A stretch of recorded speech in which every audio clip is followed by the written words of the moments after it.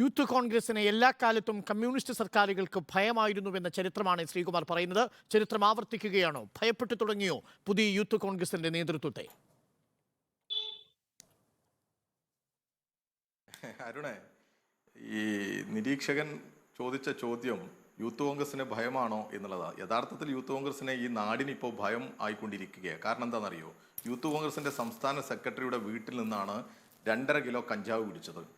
Youth കോൺഗ്രസിന്റെ സംസ്ഥാന secretary തന്നെയായിട്ടുള്ള പത്തനംതിട്ടക്കാരൻ വ്യാജ രേഖകളുണ്ടാക്കി നിയമന തട്ടിപ്പ് നടത്തിയിട്ട് അറസ്റ്റിലാണ്. യൂത്ത് കോൺഗ്രസിന്റെ ജില്ലാ ഭാരവാഹി കൊല്ലത്ത് റെയിൽവേ സാമഗ്രികൾ പിടിച്ചതിന്റെ പേരിൽ അറസ്റ്റിലാണ്.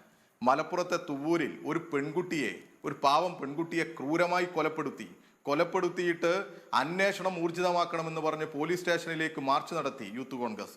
ആ മാർച്ചിന് ഉദ്ഘാടനം ചെയ്ത യൂത്ത് കോൺഗ്രസിന്റെ നേതാവിനെ പോലീസ് അറസ്റ്റ് ചെയ്തു. സ്വന്തം വീട്ടിൽ സ്ത്രീയെ കൊലപ്പെടുത്തി കുഴിച്ചു മൂടിയിരിക്കുന്നു.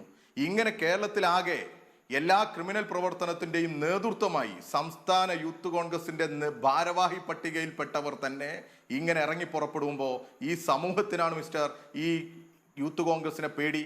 അല്ലാതെ ഈ തെരുവിലകത്ത് എന്ത് സമരത്തിനാണ്, എന്ത് കാലിക പ്രസക്തമായ മുദ്രാവാക്യമാണ് ഇവർ മുന്നോട്ട് വെക്കുന്നത്? ഇപ്പോൾ രാജ്യം ലോക്സഭാ തെരഞ്ഞെടുപ്പ് നേരിടാൻ പോവുകയാണ്. ഞങ്ങൾ DYFI രാജ്യത്തുടനീളം ഞങ്ങൾ ഉള്ളിടത്തെല്ലാം ഈ കേന്ദ്ര ഗവൺമെന്റിന്റെ തെറ്റായ നയങ്ങൾക്കെതിരെ, നിയമന നിരോധനത്തിനെതിരെയൊക്കെ വലിയ സമരവുമായിട്ട് മുന്നോട്ട് പോവുക.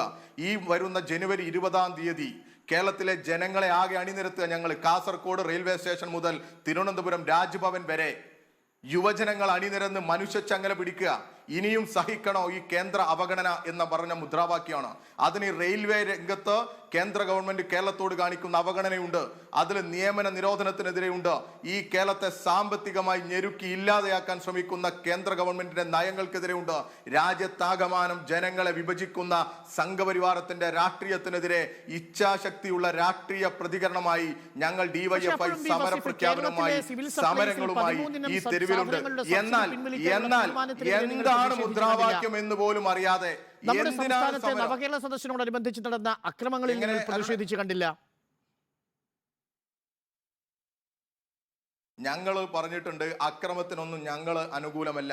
ഞങ്ങൾ തന്നെ പത്രസമ്മേളനം നടത്തി പറഞ്ഞിട്ടുണ്ട്, ഒരു അക്രമത്തിനും നമ്മൾ നേതൃത്വം കൊടുക്കരുത്. ഈ അക്രമ പ്രവർത്തനങ്ങൾക്ക് ആര് നേതൃത്വം കൊടുത്താൽ, അത് യൂത്ത് കോൺഗ്രസ് ആകട്ടെ മറ്റേതെങ്കിലും സംഘടനയാവട്ടെ, ആരായാലും അക്രമത്തിന് നേതൃത്വം കൊടുക്കരുത്. പക്ഷെ ഇവിടെ കേരളത്തിൽ നോക്കൂ, നിങ്ങൾ ഷൂ എറിയുകയാണ് കേരളത്തിലെ മുഖ്യമന്ത്രിക്ക് നേരെ.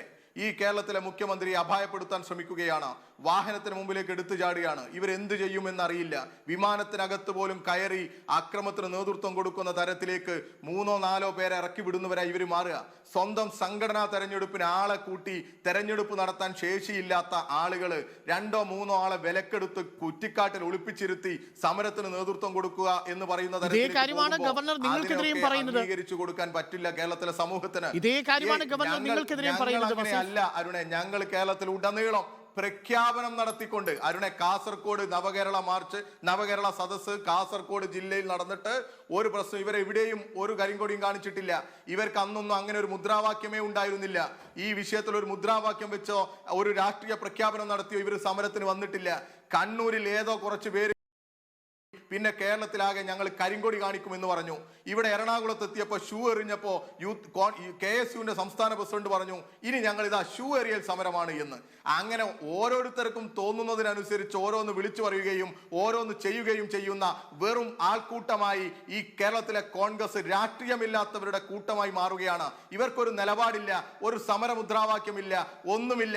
എന്നിട്ട് വെറുതെ കുറെ ബഹളം വെച്ച് PR ഏജന്റിനെയും കനകോലുവിനെയും വെച്ച് നുണപ്രചരണങ്ങളുമായിട്ട് വരികയാണ്.